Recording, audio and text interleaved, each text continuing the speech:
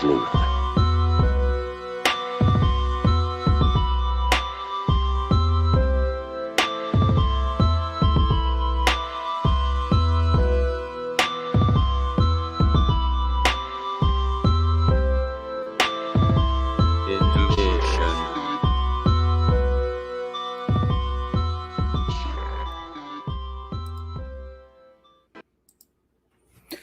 What is up? Welcome to another Sleuth Intuition Live. Looks like we have another full house.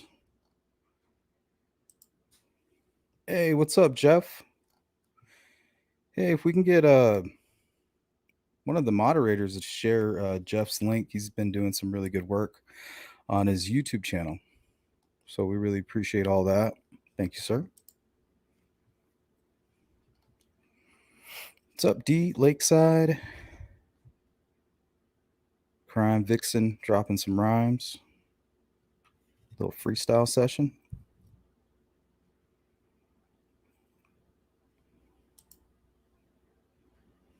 What's up, Chris? Boston, Olivia, Beach Ferry. Hey, how you doing, Tony? Hey, Julia. What is up, everybody? It's starting to feel like Friday finally, you know?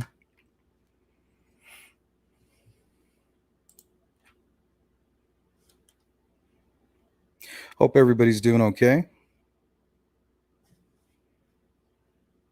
Welcome back to the channel that covers the Delphi case. The case in itself is that interesting that it has really captivated, if not the whole country, pretty much large part of the entire world. You have people tuning in from the UK, from Australia, from India, from Africa. I mean, it's just that strange. Thank you so much, D. If you guys want to check out some great footage, kind of off the beaten path, some boots on the ground, go check out Jeff Lebowski's channel. He's been pretty busy down there, so a lot of interesting stuff on Delphi, in and around the bridge and the crime scene area. So if you wanted a closer look, go check it out. What's up, Chris, Donald?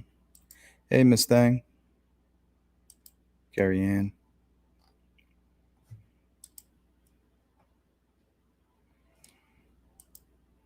Yes, indeed. Happy Friday.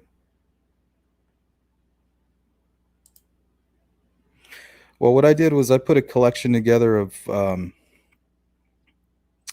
media coverage of the Delphi that I wanted to cover. Some old, some new, kind of follows a certain timeline. But I figure it's going to open up some good conversation, seeing as not too long ago we had the information dropped about Keegan Kline.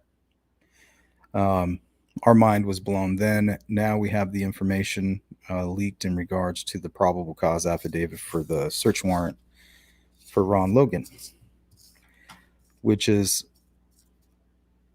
I wouldn't say equally as interesting, but I mean, it's definitely very interesting.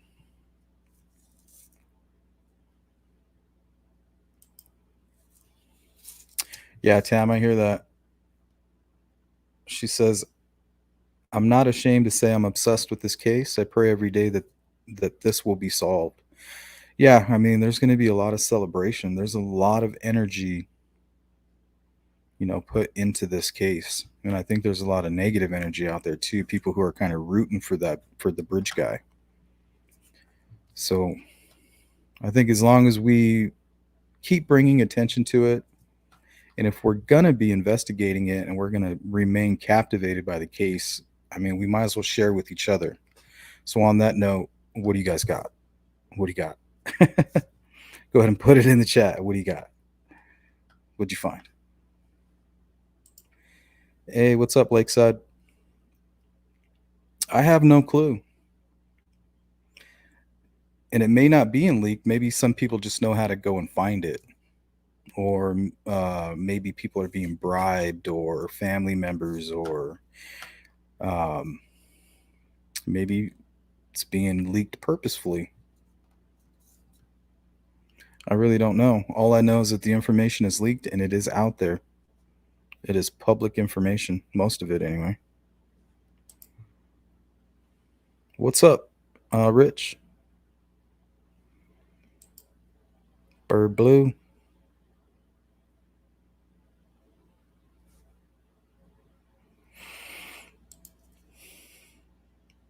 Desire of the Heart says, obviously it was not Ron Logan, since there was never an arrest. Plenty of time to have done so.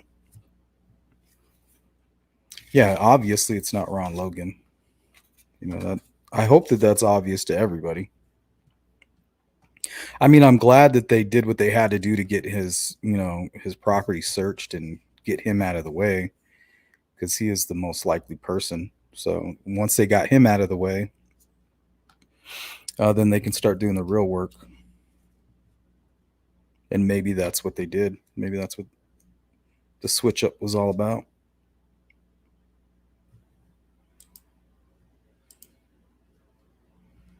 The new direction.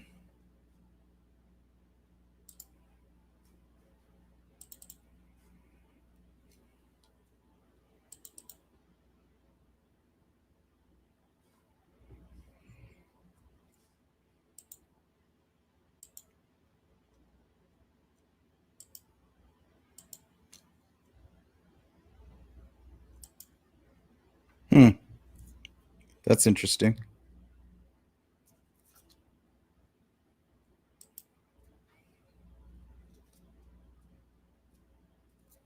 I hope so. I was going to put up a poll asking, like, do you guys think we're close, or are we just more confused now than ever? I really can't tell.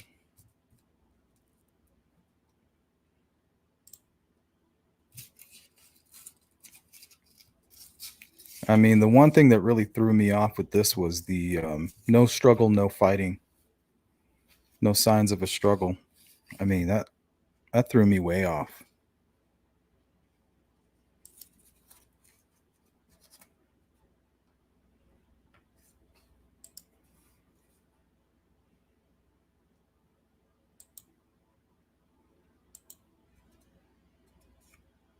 Yeah, I'm starting to believe it's more than one for sure. I'm almost convinced.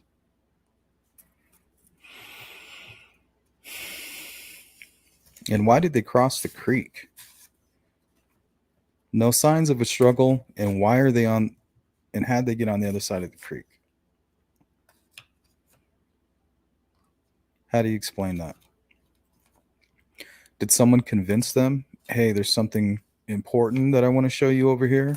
Okay, let me take off my shoes and, we'll walk across. We'll all cross together. But if it was somebody they knew, why would they call him a creepy guy? You know what I mean? Were they calling him creepy possibly because the face was covered, was wearing clothing? Maybe they didn't recognize this person from afar. I mean, it's just all so confusing. How does a stranger who has been stalking, cyber stalking, catfishing, and leading and manipulating their victims to a certain point get their victims across the creek without a struggle? How does that happen? Um, Maybe somebody they don't know leads them down to other people that they do know. Is that possible? I don't know. It's all so confusing.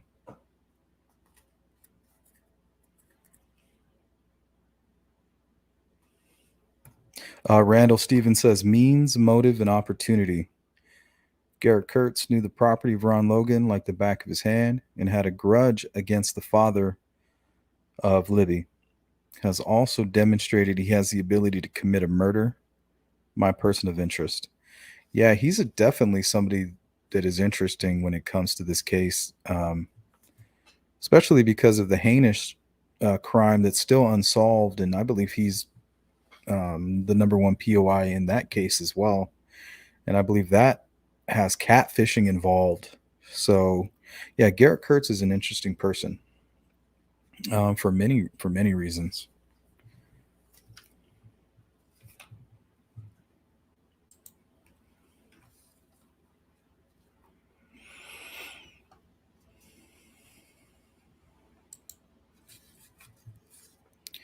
But yeah, motive.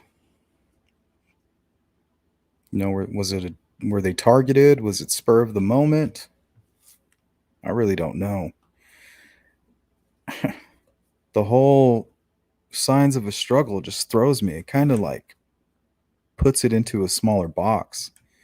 Like, how do you surprise attack two young girls, two athletic girls, something with a sharp weapon? Um, Sounds very violent. How does that take place and they don't struggle? There's no defensive wounds, or to me, that's what I'm hearing. We heard Libby fought like hell. Possible DNA in the fingernails.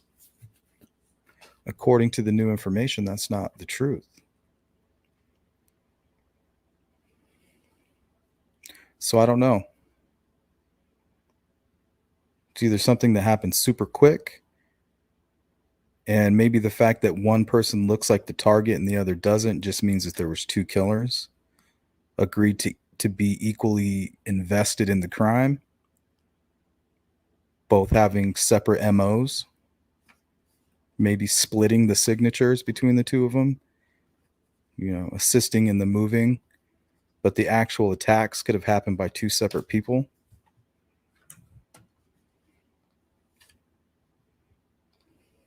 I don't know how else to explain it. It's perplexing.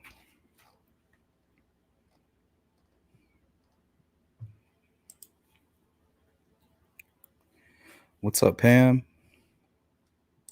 Hey, Mandy. Vanessa, what's going on? Hey, Radar, how are you doing? What's up, Brett?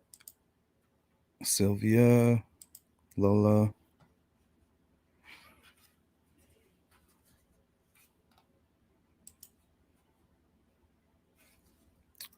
Trust and Justice. How are you? Derek Farmer. Charismatically, how you doing?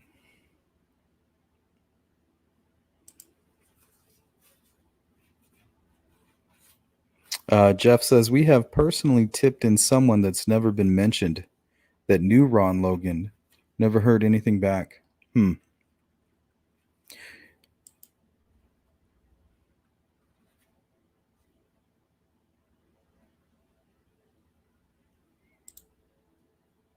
Radar says, I heard they didn't say creepy. Yeah, that's something we need to clear up. Because if they're not calling this person creepy, I believe that it is possible that they know this person. Whether it's a friend or somebody that they just know, in passing.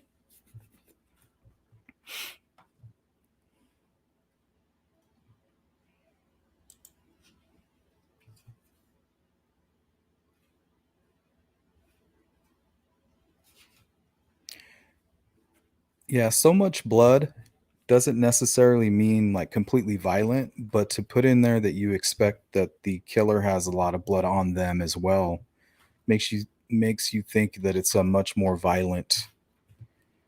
I don't know, something about no struggle, no fight mixed with the violence of it all seems like crime of passion. We're so close to Valentine's Day.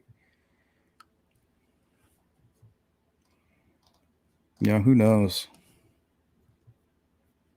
So, I mean, we're definitely no experts here. We're just trying to figure out what could have happened. What if there was a boy who was interested in Libby, finds out that she's talking to this other guy, Anthony Schatz, finds out that she's planning to meet him at the bridge. Anthony Schatz doesn't show up, but instead the jealous boyfriend shows up, or something, has a surprise, they laugh. But why would he, that's where the whole creepy thing comes in. Whoever heard the audio, they'd be like, well, it doesn't sound like Abby and Libby know this person.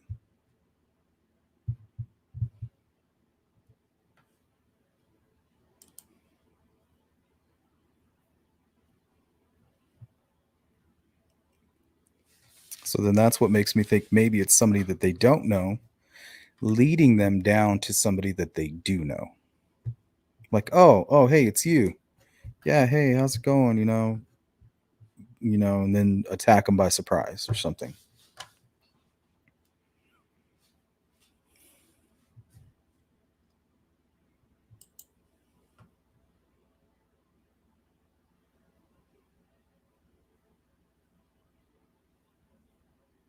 Yeah, I was covering the coordinates too, and then somebody kept telling me that the coordinates were wrong or something.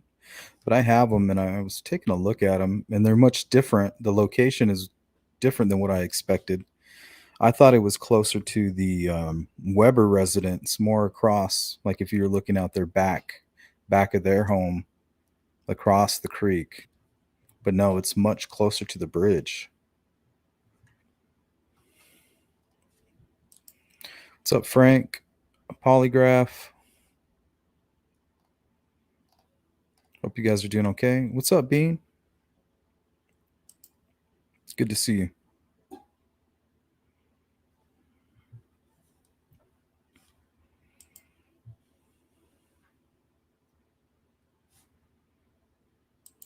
Quiet period ends today in the Delphi double murder investigation. It has been more than 2 years now since the murders and 2 weeks since the release of new clues in the case. State police said they'd wait to say more until new tips came in and give time for the families to absorb the new information. Well, that period's passed now. State Police Superintendent Doug Carter is here. Good morning, sir. Good morning, Scott. We've been reporting on Daybreak some 3,000, probably more now, tips have come in since the release of the new information.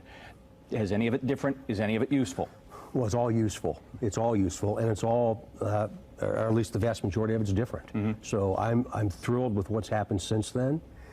We still have a lot of work to do, but we're not near done. When we first got word, and it was on a Friday that we got word that there would be this new information, some of the things struck me as unusual. You invited the public to this. You weren't taking questions at that point, again, to wait those a little bit later. And then in that briefing, it seemed like you were speaking directly to whoever did this, with the sense that that person might even be in the room. Yes. Do you think that person was in the room? I think if he wasn't in the room, he was close by, but I'm 100% convinced he was watching. Why? Because of all that's happened over these last 30 months, the information that we had received, the information that we knew, and I hope to one day be able to tell that story.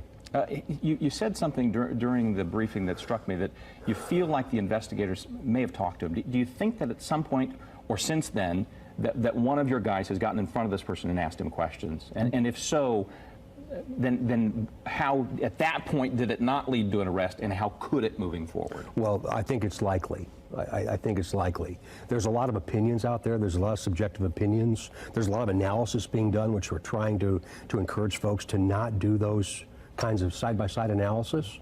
But I really believe that over time we're going to have an idea that we were onto something early on. But remember, this isn't a 43-minute TV show. Mm. We have to understand that's not just science, but it's also human intelligence, what people know. Somebody knows whose body that is, Scott. Somebody knows. If you take the head off of a person that you know, you'll recognize the body, whether it be your dad, your brother, your uncle, your friend, your neighbor, your coworker. That's the piece we're waiting on.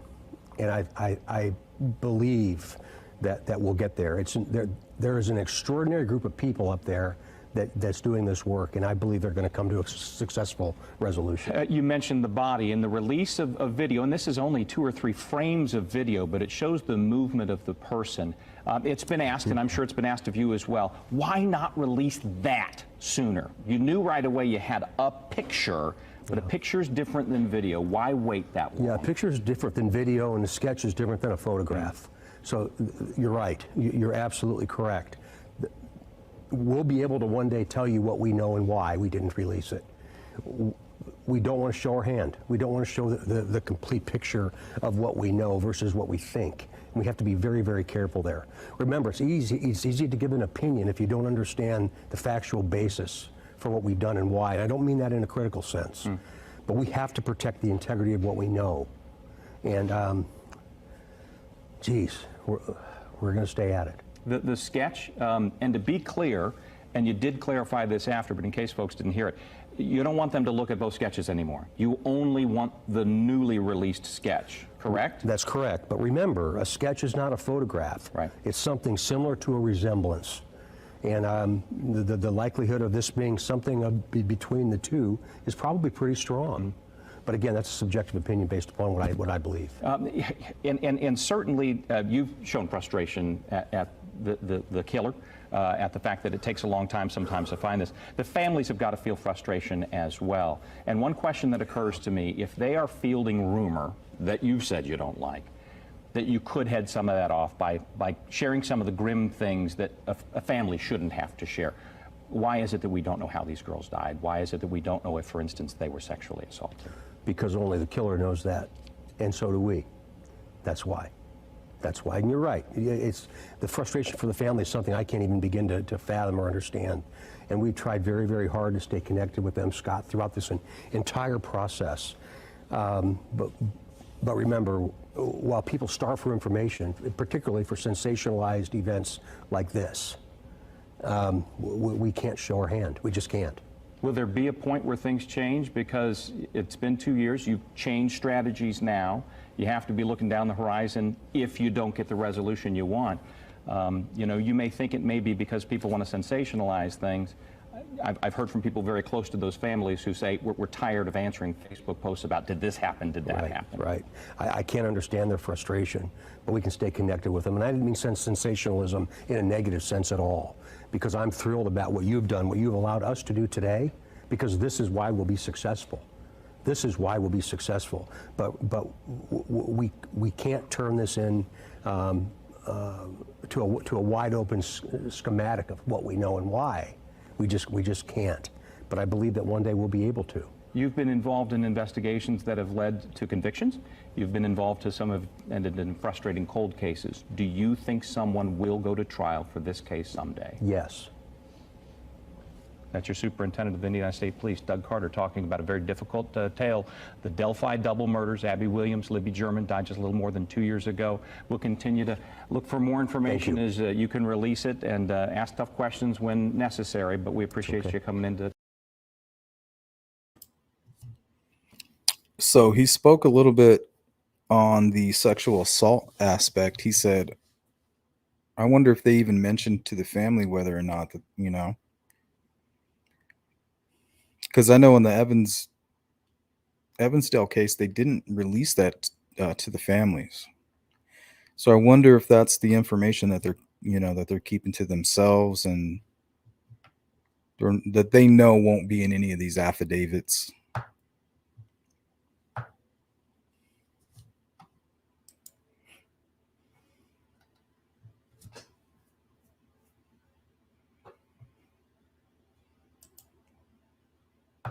I don't know if they brought Ron's nephew or son in for questioning.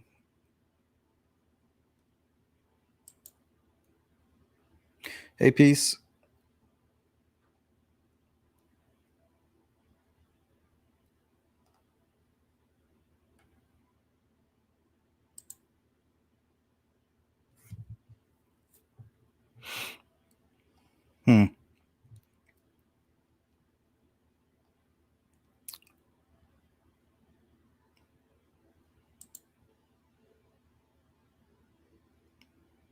Yeah, it's only been 5 years. I mean, it's definitely not a cold case, especially with the Keegan Kline stuff going on. I mean, that seems to be a solid lead. And he has all that trial and all that. Who knows what's going to pop out of there. Hey, Mary. How you doing?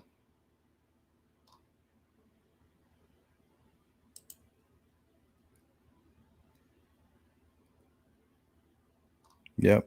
I don't even think he has any knowledge about it.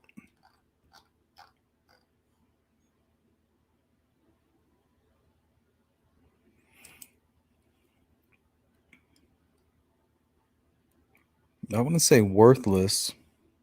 Maybe some stronger than others.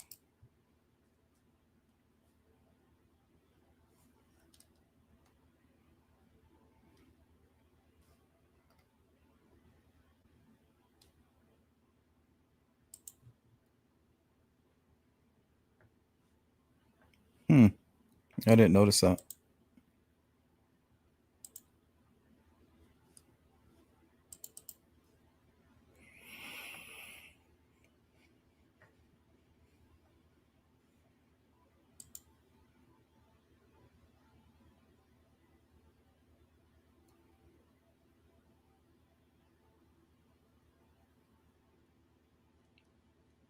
Yeah, Beach Fairy, I agree with that.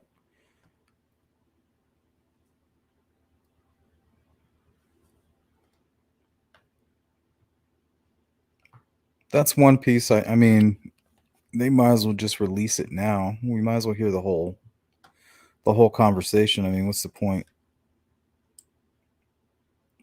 in withholding that information now?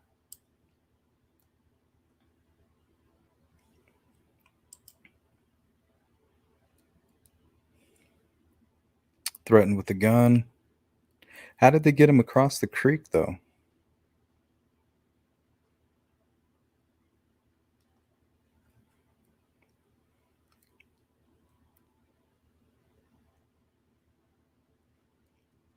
What if he carried him one by one? Like, I don't know. It just seems like too much work. You can't just be under that bridge duct taping somebody and putting something over their head, putting a hood over their head or covering their eyes and mouth. You know, you're right there next to that bridge. It's almost like both girls and the killers willingly walked across the creek.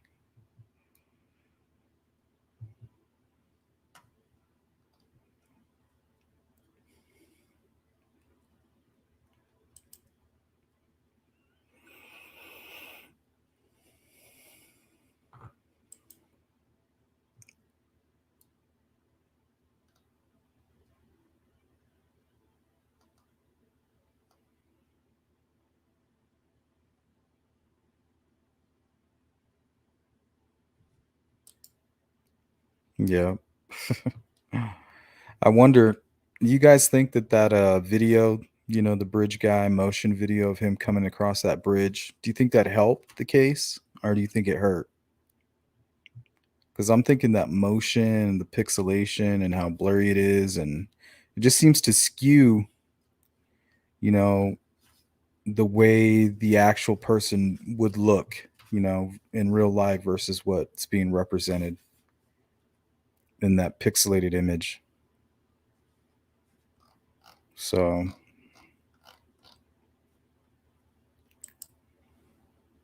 hey, what's up, Sonny? Deb and Adam. Thank you guys. I appreciate it. Dropped into your live stream right before I came on here. Welcome.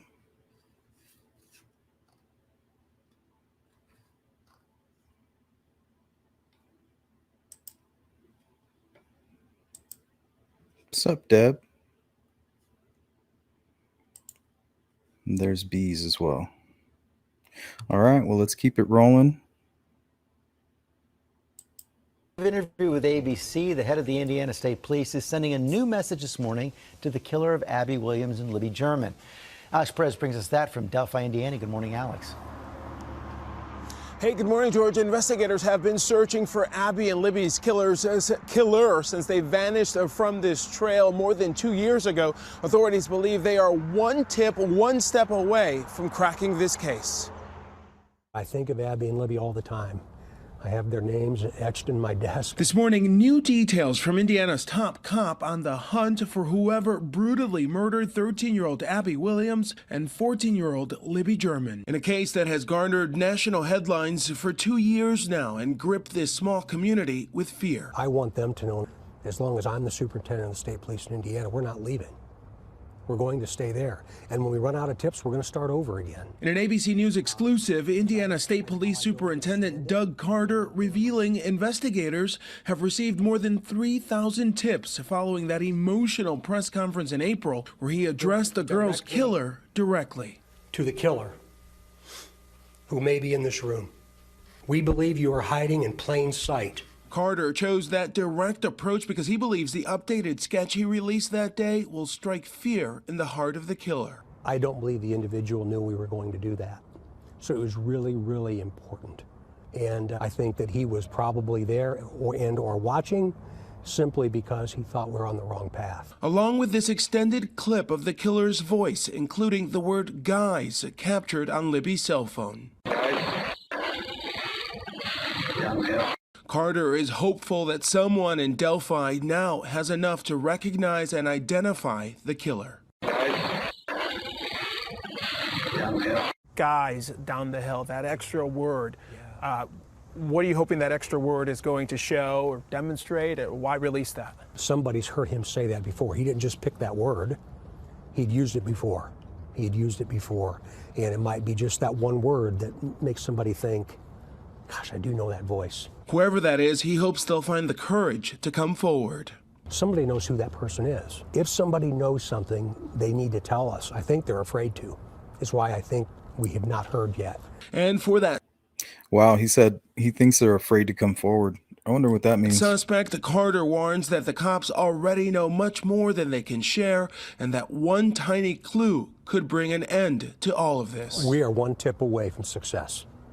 We are one tip away, one bit of information away from finding out who this individual is.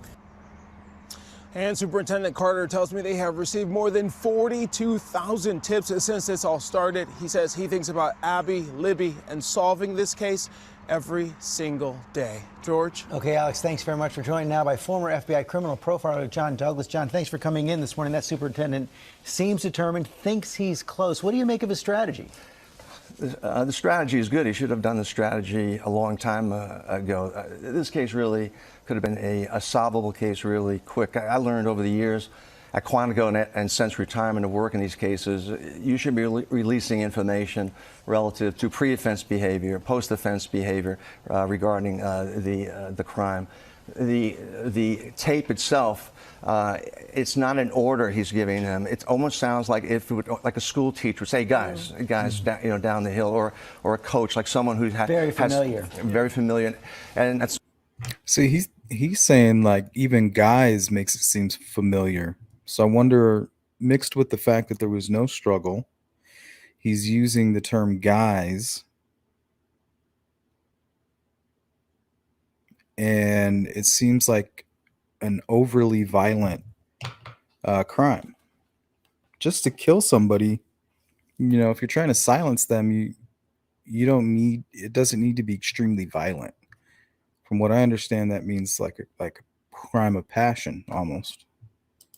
And that's the other thing, familiarity with the area. When criminals perpetrate a crime, there is a thing that we call the comfort zone, where they don't just perpetrate a crime, particularly like this one here, in an area where they've never been before. So this person has been there and feels extremely comfortable. It was the victims were low-risk victims until they decided to go out that morning in that isolated area. They increased their risk level. On the part of the offender, his risk level was pretty high because it was daylight. This was a park, it's public, and there was a really strong chance someone could have come upon him. What kind of profile would you be building based on the information that you have, and what additional information would you need to make it more accurate? Well, what you need is the autopsy protocol, the autopsy photographs, the method and manner of death. You do the victimology, which is important in this case. Like as I said, they're very low risk types of victims. So you have this information, and for an age group, I usually start off at about mid 20s to late 20s. I've seen that the Bureau came out with a range. It's way too long, from 18 years of age to 40 years of age as a potential suspect. I start in the mid 20s, and I'll either tack on years or eliminate years based upon either the sophistication of the crime or the lack of sophistication, of the crime. Let's hope we stay close on this one. John Douglas, thanks very much. So John Douglas is basically saying I can't make a good assessment because I need more information. I don't know enough about the behavior, the crime scene. So he's asking for more.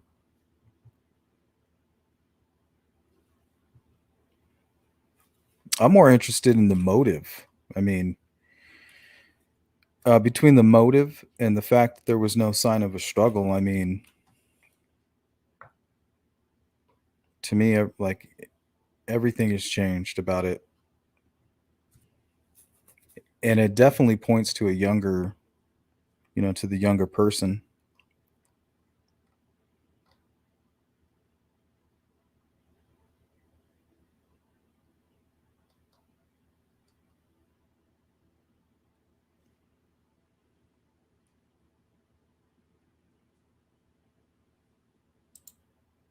Shout out to It's a Criming Shame and the crew. Welcome. If we can get somebody to post their channel up here, please, so we can show our support. I would really appreciate you if you did that.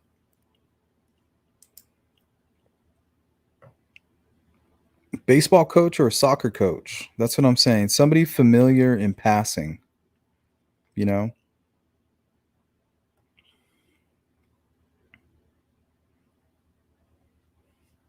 The ruse, manipulation, being tricked.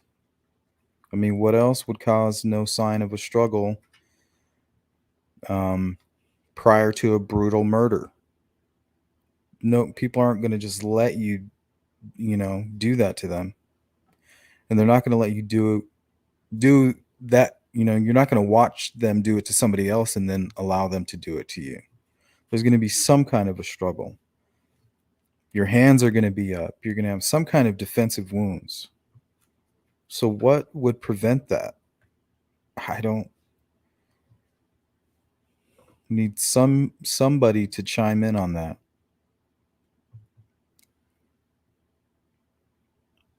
Thank you, Deb.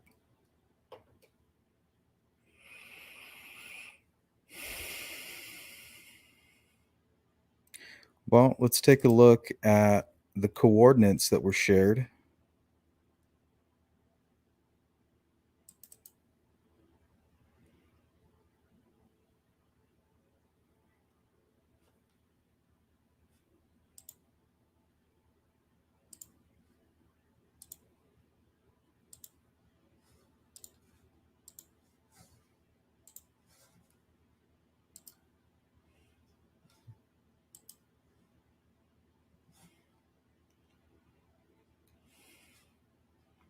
Okay, so that flag is from those coordinates that were provided in the probable cause affidavit.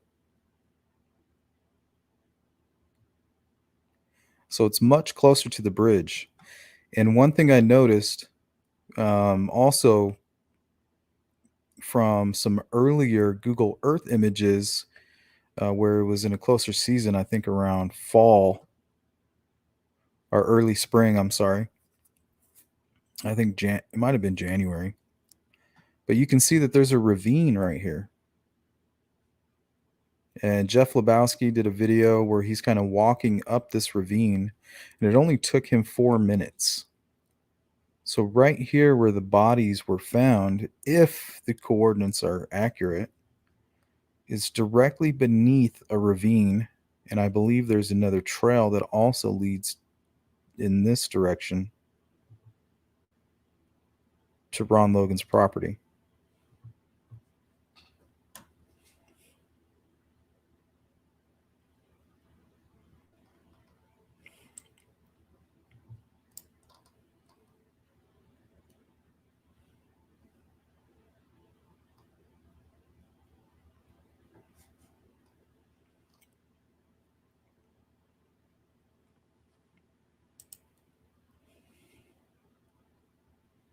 Yeah, they would have screamed or at least put their arms up, you know.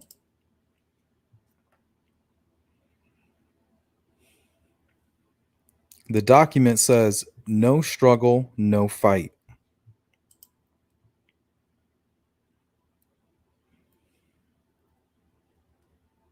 That means it happened extremely quickly, or they knew this person and their backs were turned, or I mean, what could explain that? Their eyes being covered, just so strange.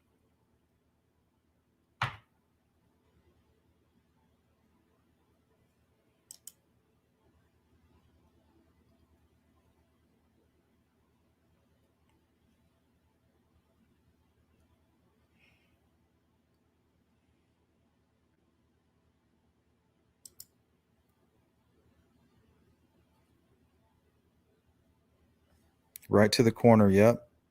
That's the one I'm talking about. Right to the right, right here. Kind of goes like this.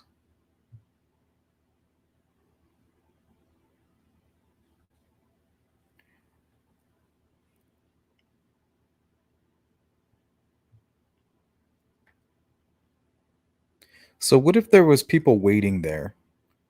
So they're convinced, okay, you know, somebody that you're expecting is actually across the creek. We're having a good time over here. We're having a little get together away from the bridge. And when they get there, it's people that they know, maybe even some people their age, maybe even other girls. And then before they know it, they're attacked by multiple assailants. And they're in just such shock, they just can't even, they don't even see it coming. That's a theory. I mean, what explains the no struggle and the no fighting? If we're to assume that that means no defensive wounds, right?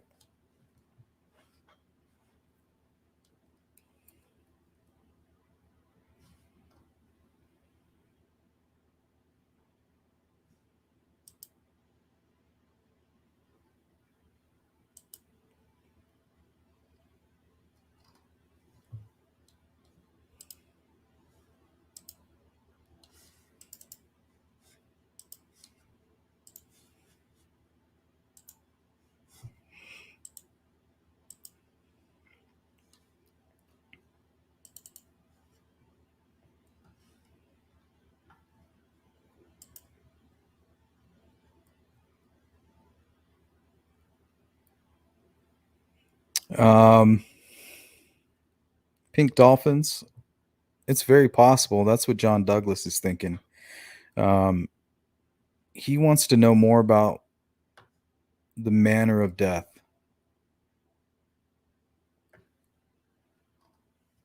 He wants more insight into the behavior of this person.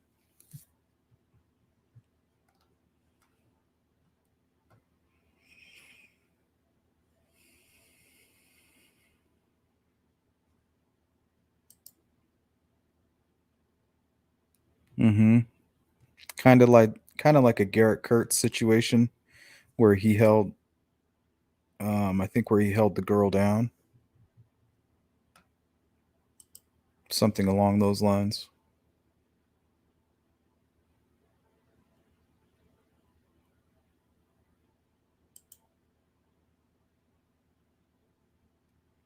Well, that was that comes from the whole Erskine text thing. You know, that brings me back to the whole human aspect. That might have just been something he needed to say, something that helped, you know, a coping mechanism.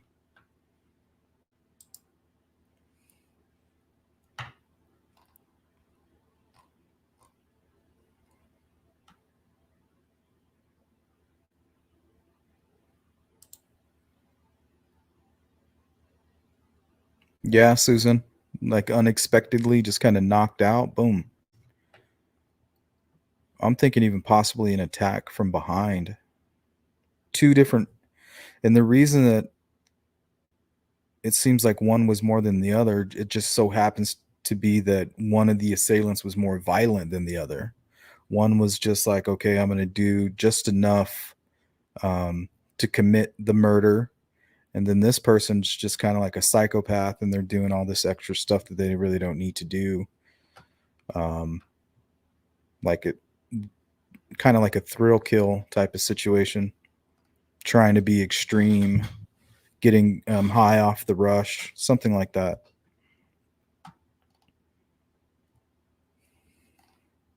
Like I said, I know absolutely nothing about crime scene analysis or anything like that.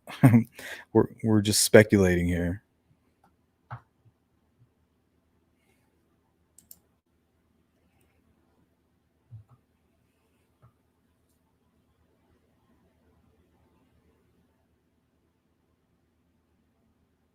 Well, Sylvia, the whole Derek German informant thing is that there's just nothing that corroborates that or backs that up. Or, I mean, I know that you can go online and find charges and things like that for methamphetamine, but that was a long time ago. Doesn't mean he's like an informant or anything.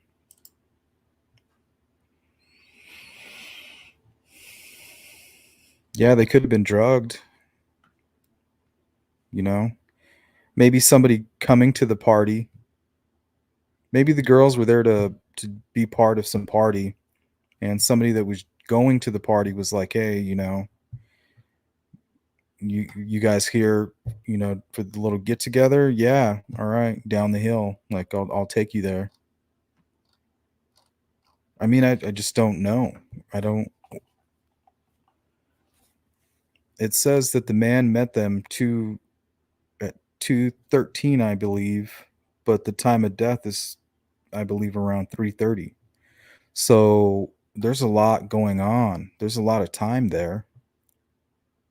And there's also a lot of activity on the bridge during that time, not to mention a father at the end of that bridge, not to mention McCain.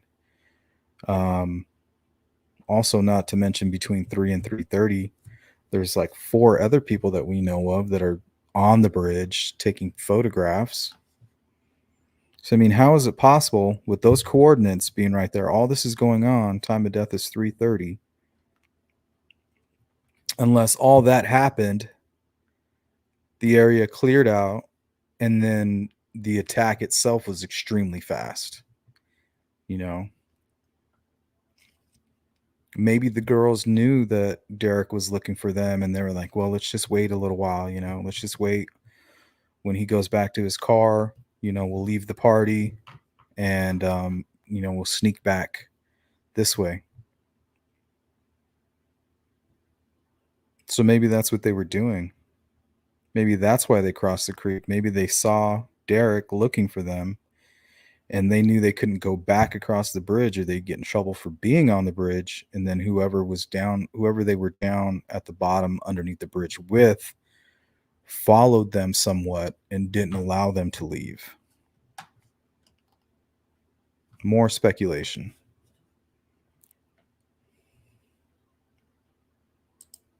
#59 live at 5. I came to plead and implore you to keep this out front and center. 1 year later, and still no answers for the family of Libby German and Abby Williams. Tonight, the investigation continues as their families remember the precious girls they lost. Thanks for joining us today live at 5. I'm Dan Spieler. And I'm Fianchin Stinger. Good evening. It was 1 year ago today that 14-year-old Libby German and 13-year-old Abby Williams disappeared in Delphi.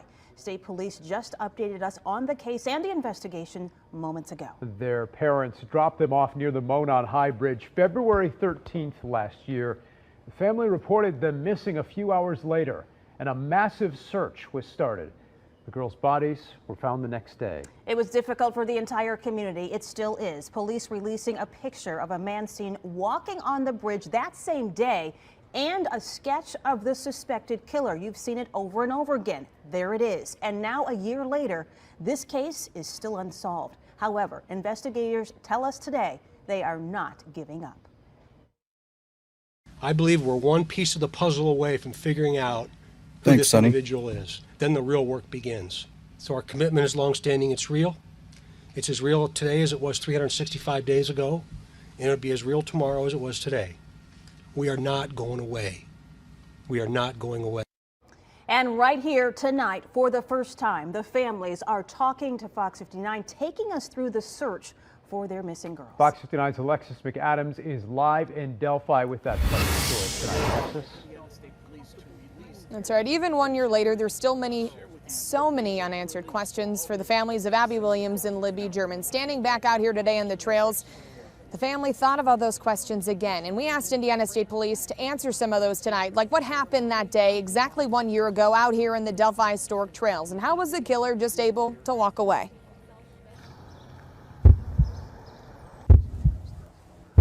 And he saw something, and he couldn't figure out what it was.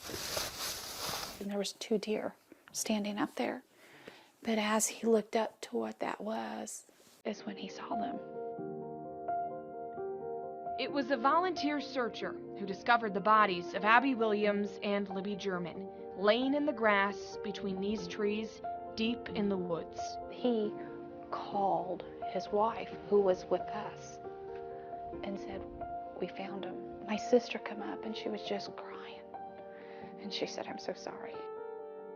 Just 24 hours before, the girls were hiking these trails. Dropped off around 1:45 that afternoon on February 13th. 25 minutes later, Libby posted this Snapchat. By 3:11, they'd gone silent. Libby's dad trying to track them down. He got there and nobody was there, and he ran into a guy and asked, he was coming from the bridge, and said, did you happen to see 2 girls up there? And he said no. Okay, and at this point, if we're to believe that the time of death is 3:30 p.m., they're still alive. So there's a guy over near the bridge. There's the father of one of the victims near the bridge. And with those coordinates, they're much closer to that bridge than we expected originally. So I'm wondering if you can see,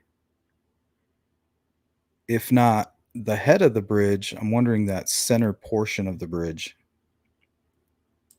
No, I didn't. By 4 o'clock, it's like, oh man. By 5 o'clock, a full-blown search party was combing these woods. The whole time, the families think their girls are just hurt, cold, and lost. Somebody's fallen, gotten hurt. They had a terrible sense of direction. Something has happened. We just didn't know what. Even 1 year later, what happened is still hard for the girls' families to process. We know where they were, and we know where they ended up.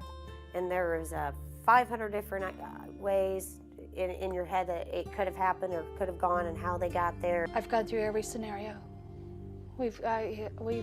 I've walked that. I've lived it.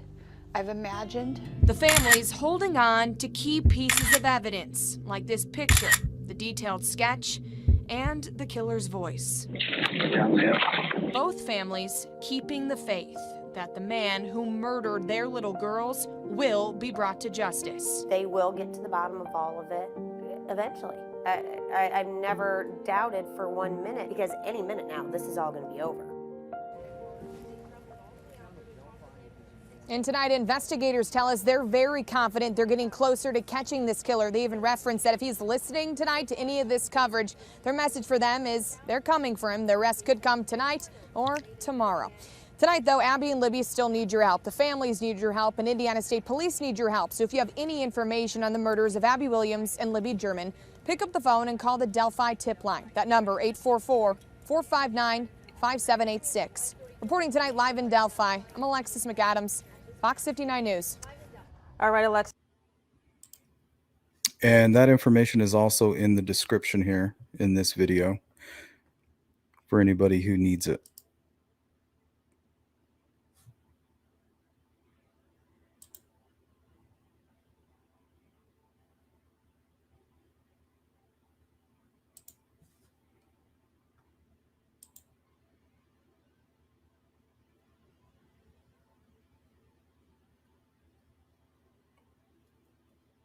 A fight under the bridge. The mean teens theory.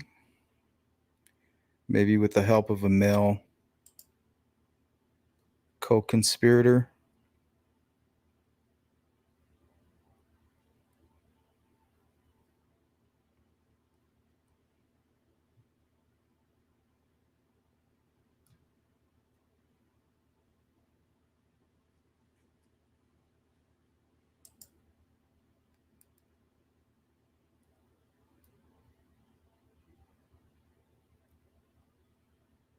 Oh, you mean the attack, Wolfrey? I see what you're saying.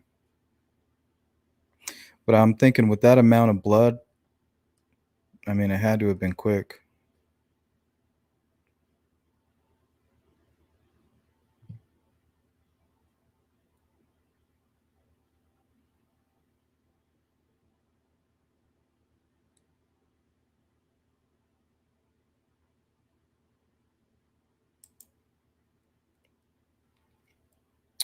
This is from the Erskine text and also some early news reports.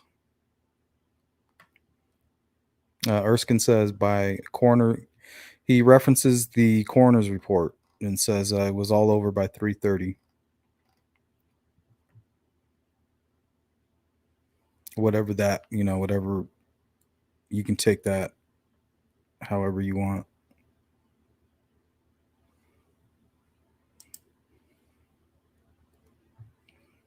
Well, Becky talks about a guy, a firefighter, who is married to a friend of hers who actually called her or called a friend of hers or a family member of hers and told him that they found the girls. So even before it was announced to the rest of the search party, a friend of Becky's actually was aware that they had been found, and she got so excited she was confused. She didn't know that they were found deceased. She just knew that they were found, and she became overwhelmed with joy and found herself surrounded by long faces and started putting it together.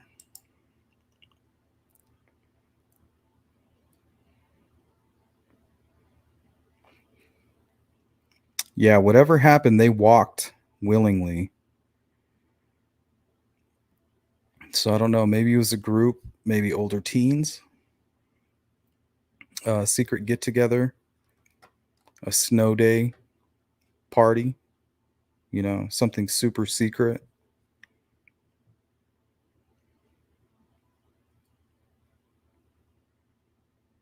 You walk across the bridge and then somebody comes up and tells you, hey, come down here.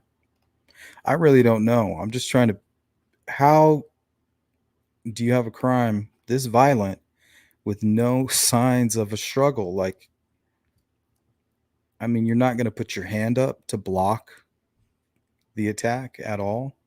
How does that happen?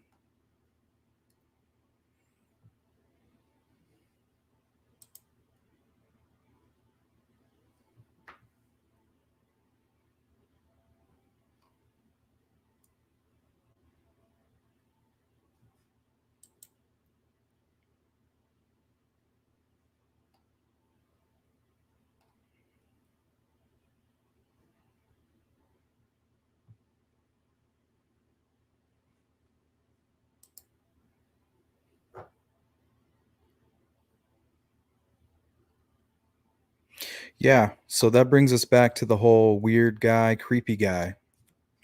So I really wish that they would just provide that whole video. Because if he says creepy guy, that would lead us to believe that they didn't know this person.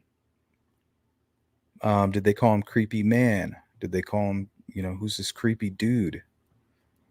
It might even be relevant to the person's age. If it's an older person, say, who's this creepy man? Who's this creepy guy? But what if they didn't even use the term creepy? Maybe they could have known the person and he just had his face covered, you know?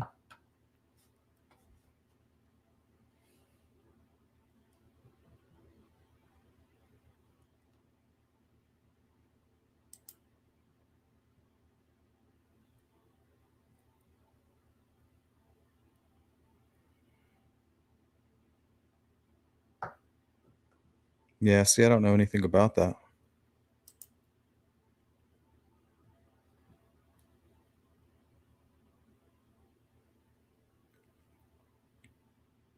Yeah, I can see something like that happening. Like, unless you want this to happen to you, you'll stay quiet. And at that point, you're just in shock, and that could happen to anybody.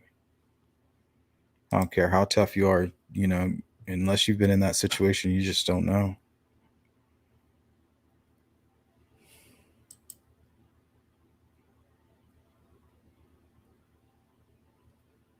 It's possible.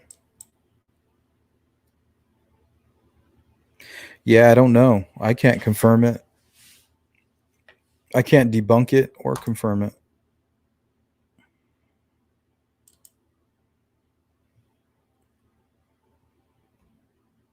Yeah, and I believe that's the same thing for the whole two deer.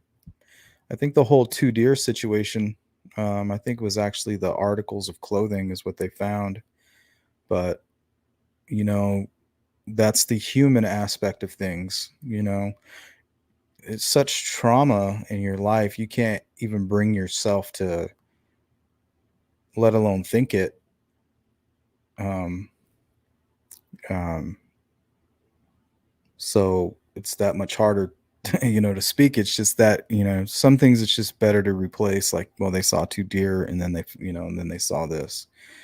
Because maybe what they actually seen was an indication of some things that took place there, and that's just, it just triggers that pain. So I think that's kind of what happened with the whole Erskine text and him saying, she fought like hell. That's the human aspect for him. That's that's how he was coping with things.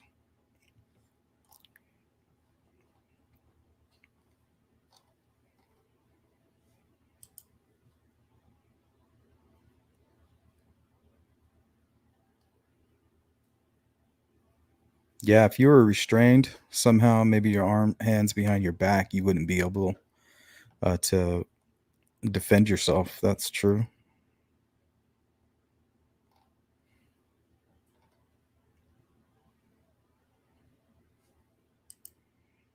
Hey, what's up, kid? Kinda. It was a snow day, but it was a pre-planned snow day. So I think they had Friday and Monday off.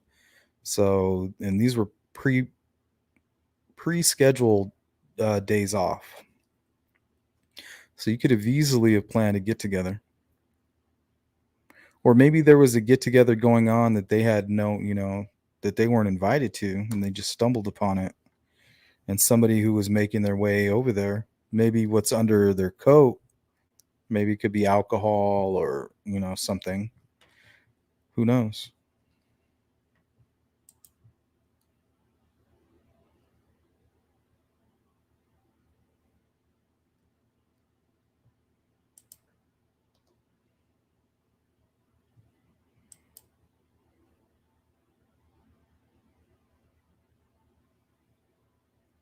So no creepy. See, that's troubling.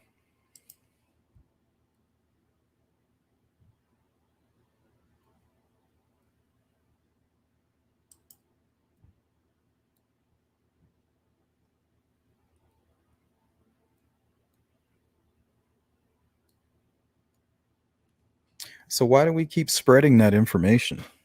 Because that changes everything. Same with, we always assume that there was this big fight that took place. Well, between creepy and there being a fight between, it's always said, Libby put up at that fight. That changes it. That creates this idea that the perpetrator is a complete stranger, somebody that they weren't expecting. But now you take the word creepy out of it, and you take the fighting out of it, and you add in the amount of blood. It sounds personal.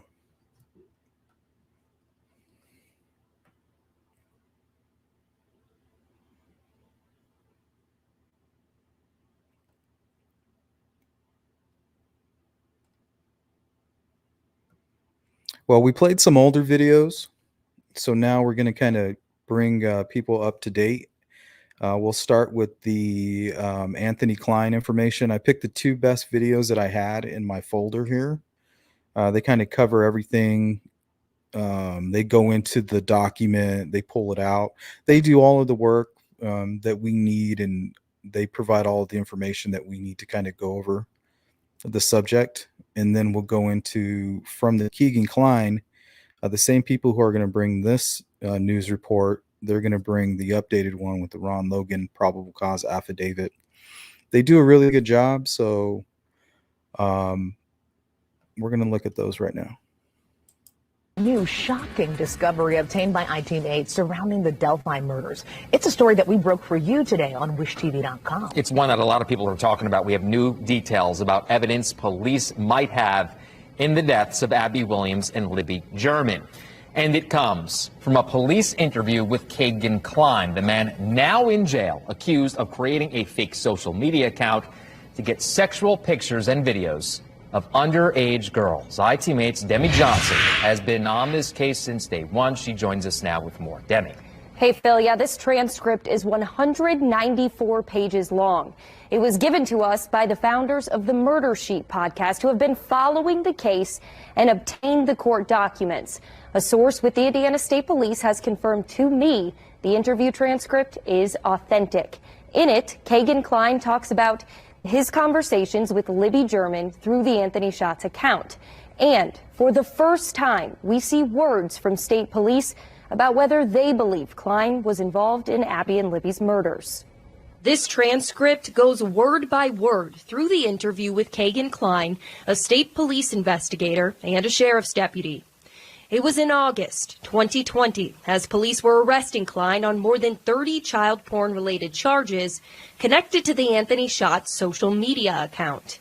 I-Team8 first reported in December of last year that Klein was connected to the account. Police are focusing on a fake social media account. And News 8 has learned that same account is tied to a child porn case here in Indiana.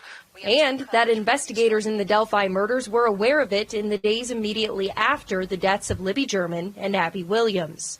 During the interview, Klein admits using the account to get sexual photos and videos of underage girls.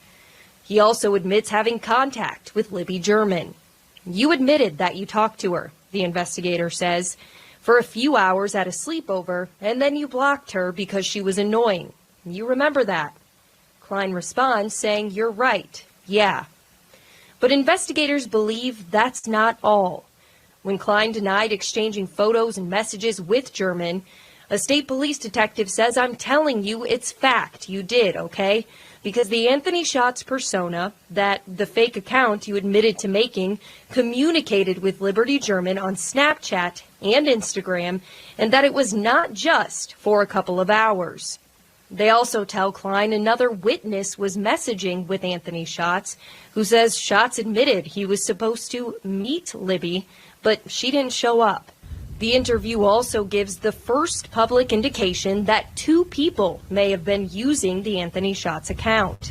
As detectives detail February 13th, 2017, the day Abby and Libby went missing, investigators tell Klein, 8 o'clock in the morning at your house where you and your dad lived, 2 separate devices. See the numbers here, how they're the same?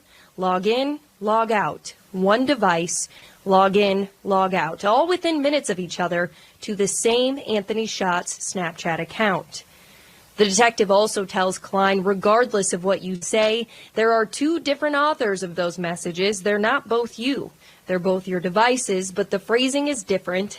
It changes. It's not the same person.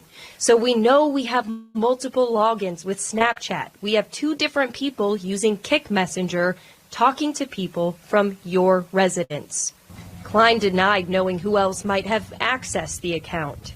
During the interview, Klein twice references a polygraph test he was given in the Delphi murder investigation, and both times indicates police told him he failed the test.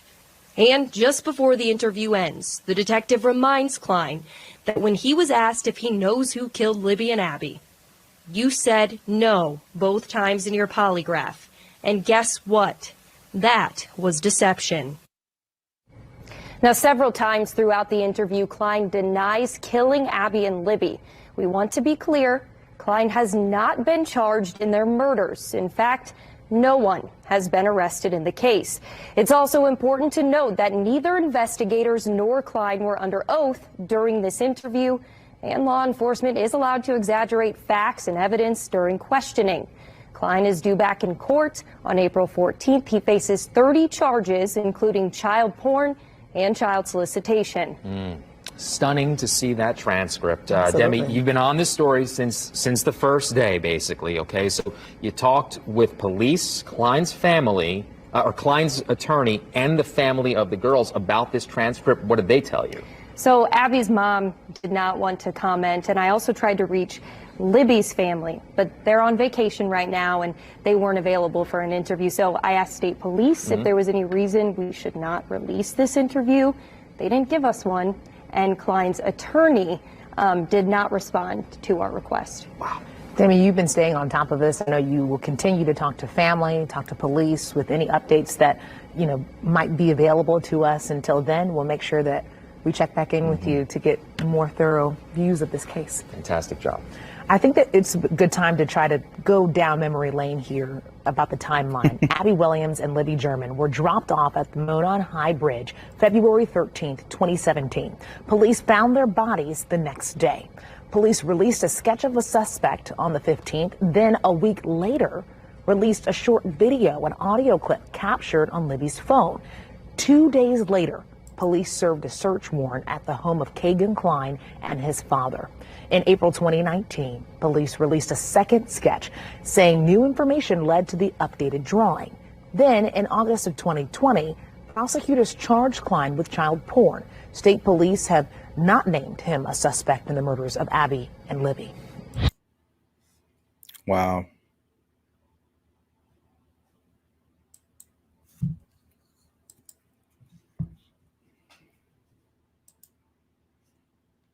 So yeah, the Anthony Shots information mixed with the ski mask incident, tied in with ski mask happening at the same place where Libby supposedly met Anthony Shots. I mean, that's the most compelling evidence, but it's not to me, it's not enough. But yeah, I mean, it's definitely suspicious. The whole Vegas trip, ski mask incident right before the Vegas trip, involving the Anthony Shots information and a young lady, friend of Libby's, who actually introduced Libby to Anthony Shots, apparently, in early February, if the interview transcript is accurate.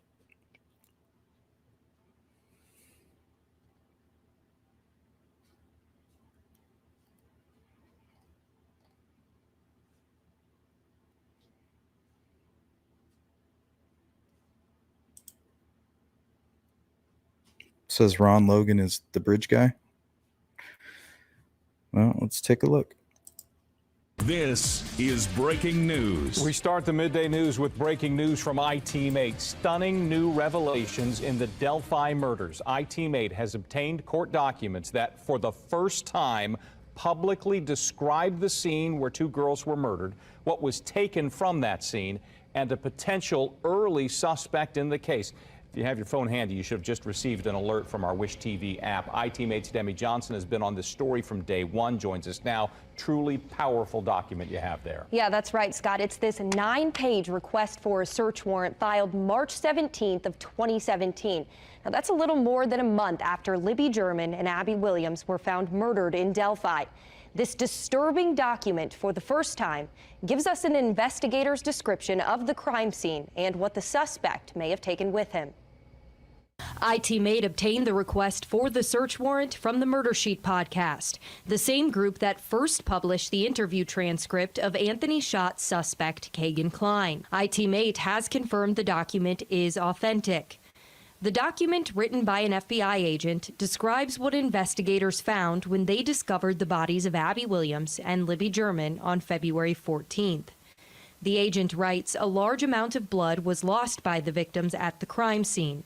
Because of the nature of the victim's wounds, it is nearly certain the perpetrator of the crime would have gotten blood on his person or clothing. Authorities also found that 2 articles of clothing from one of the girls was missing from the crime scene, while the rest of their clothing was recovered.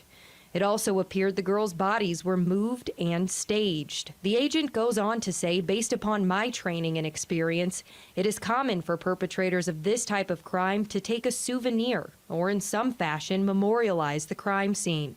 The agent also references the video on Libby's phone, confirming it was 43 seconds long. Up until now, only a few seconds have been made public.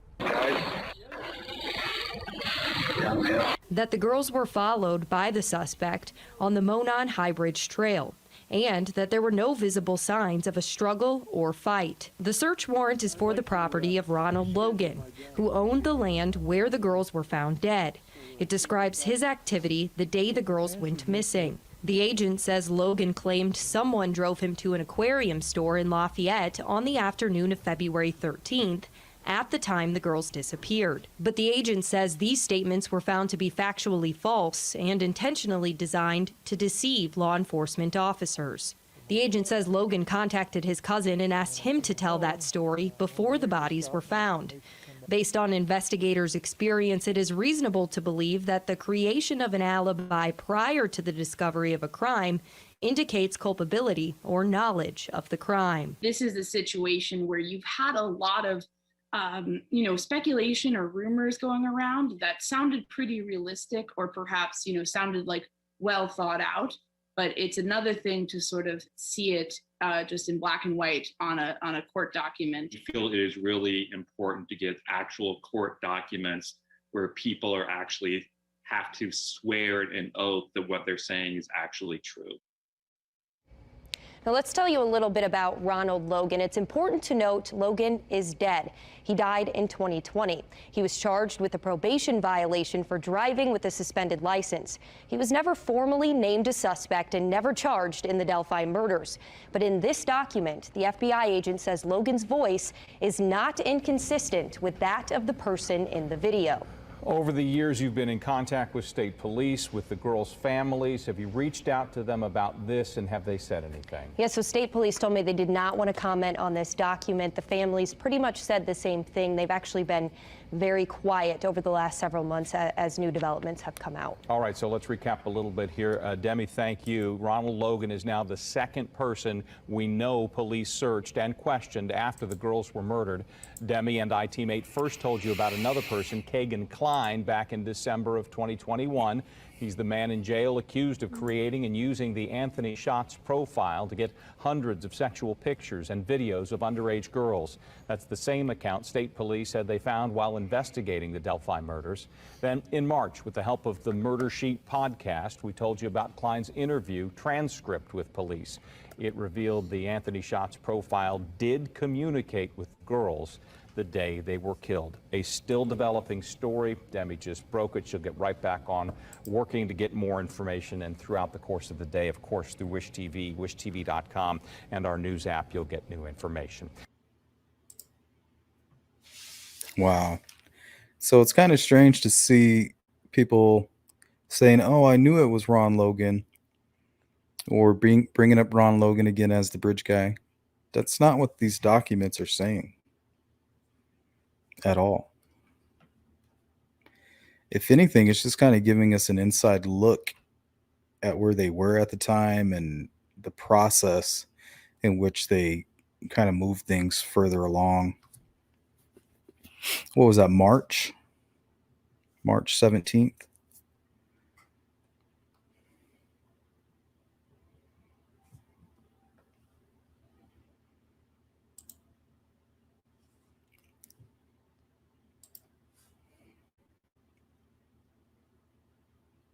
So, I mean, that doesn't look like Ron Logan to me.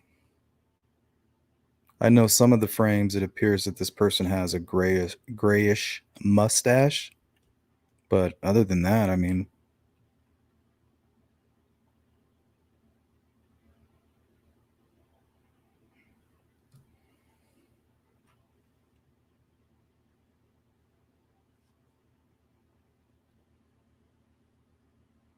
yeah, in hindsight, we know that they completed the search and they found nothing. And then we know a year and a half later, they went in a completely different direction. So, I mean, in no way is for you to think that Ron Logan is now all of a sudden like a suspect or something. I urge you to reevaluate and maybe reread the affidavit. If anything, we're just receiving more information about the crime scene itself.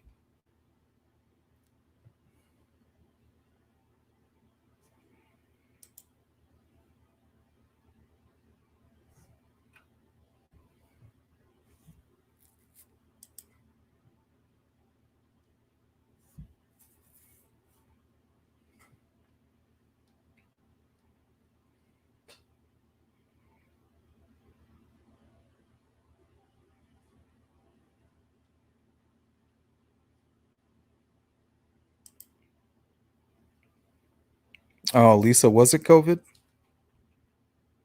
Oh man, that's horrible.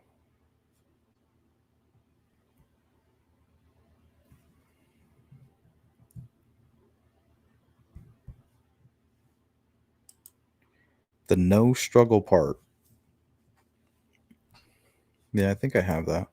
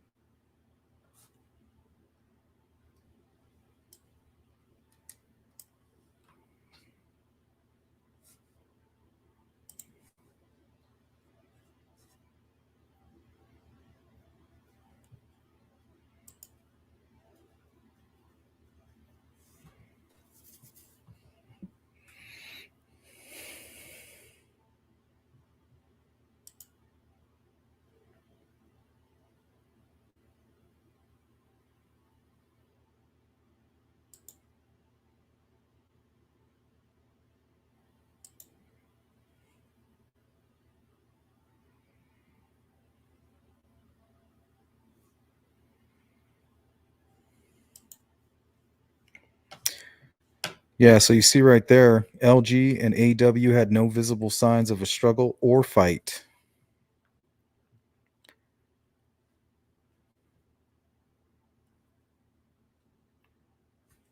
It even talks about unknown fibers and unidentified hairs. So I'm wondering if they found anything that's consistent with that.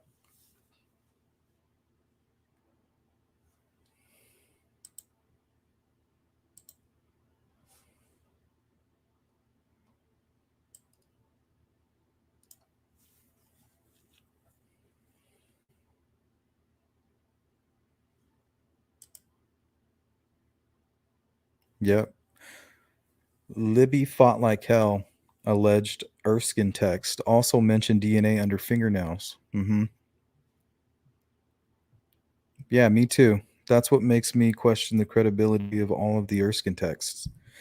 Yeah. But I also chop it up to the human element. You know,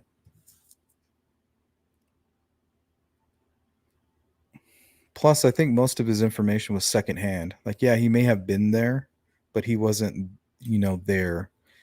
Maybe he saw it from a distance. Whoever was there walking away from the crime scene, kind of explaining what they've seen and how bad it is, and then him taking a second look and seeing it in the distance. He may have had a good understanding of what it looked like out there or what might have been going on.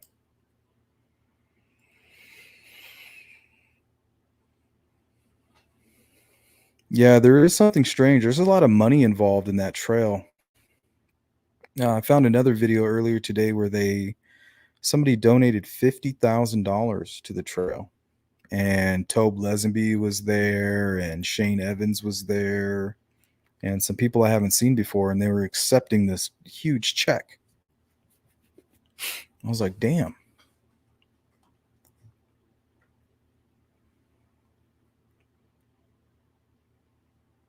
So there's definitely money there, whatever that means.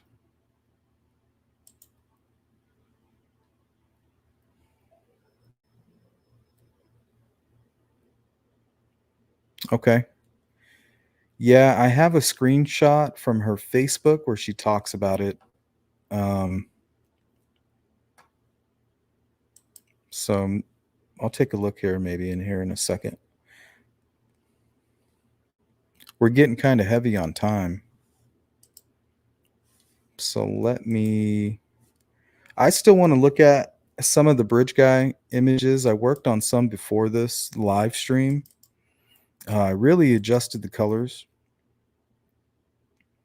but I thought I brought out some of the features on it to get your guys' opinion on it. So let's share that.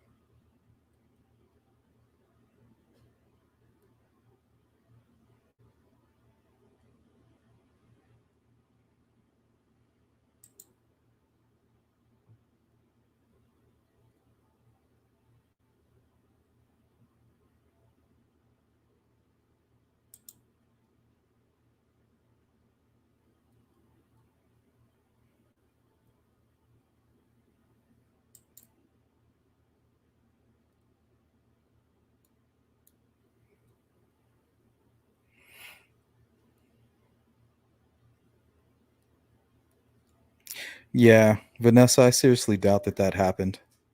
I don't think you could.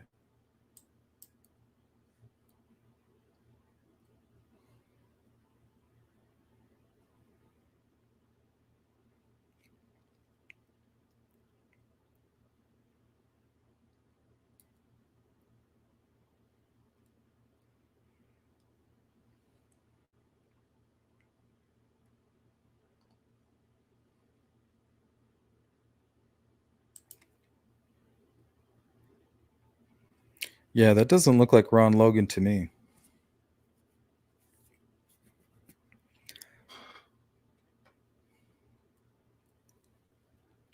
That looks like a younger person with a lot of pixelation and motion, focusing in and focusing out, mixed with two separate movements, There's a lot going on. What's up, Joe?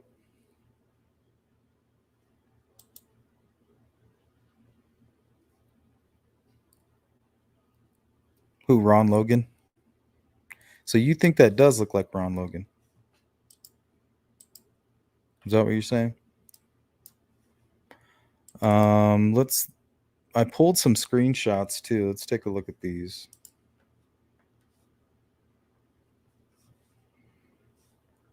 These ones we can kind of zoom in.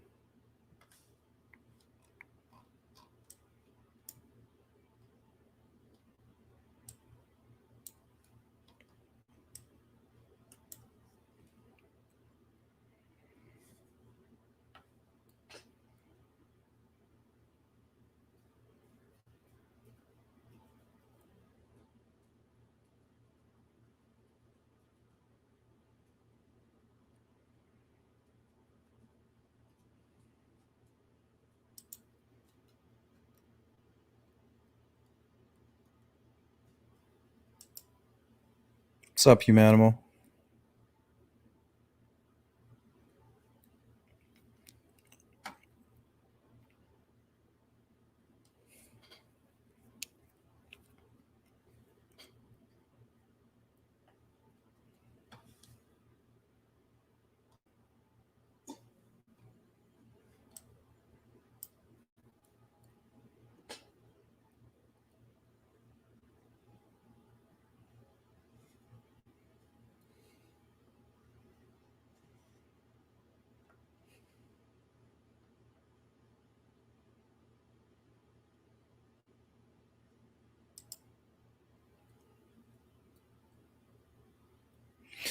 Ooh, CBD. CBD is good for you. Now you just need to get some of that THC.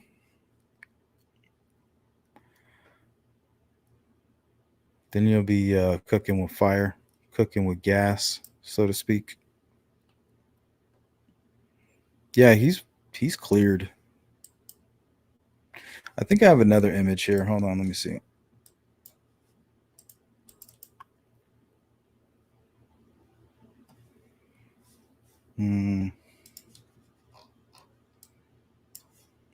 Yeah, it's pretty much the same, a little more detail.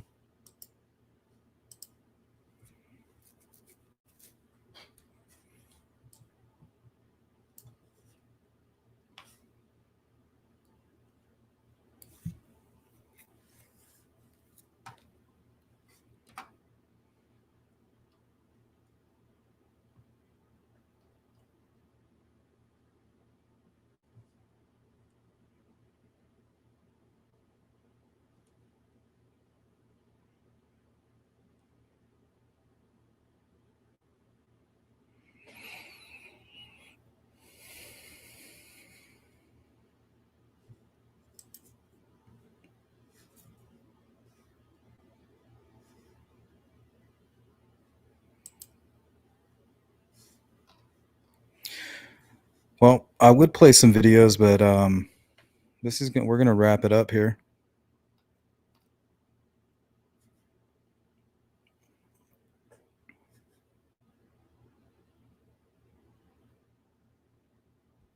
Probably see you guys again Monday. Do some during the day.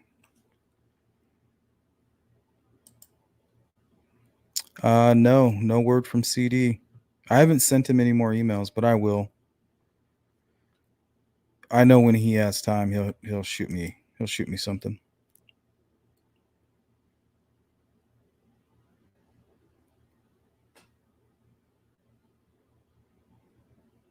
Yeah, this has premeditation written all over it.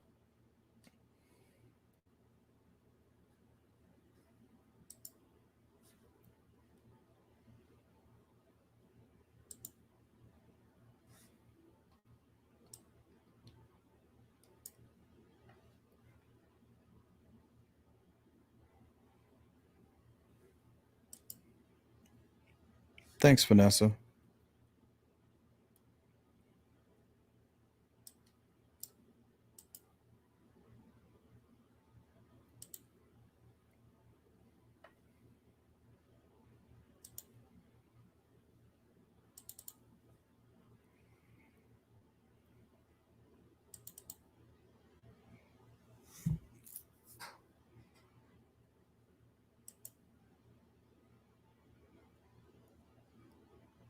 Yeah, Garrett's a good fit for Bridge Guy, in my opinion.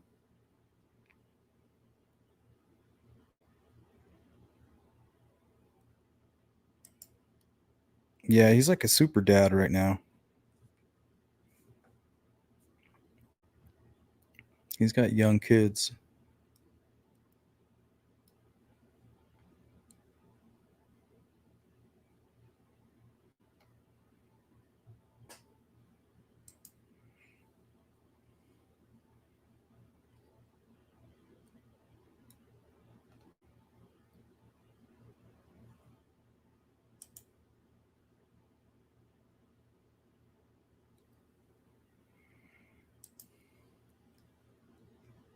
That whole little clique.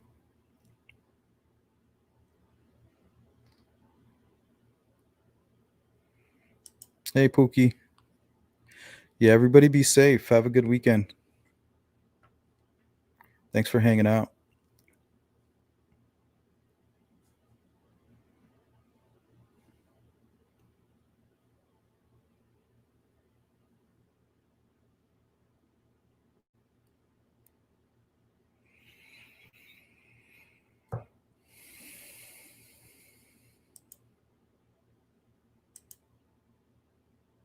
Good night, Jari.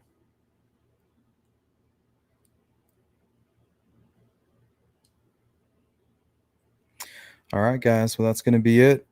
Take care of yourselves. Until next time. I'll see you soon.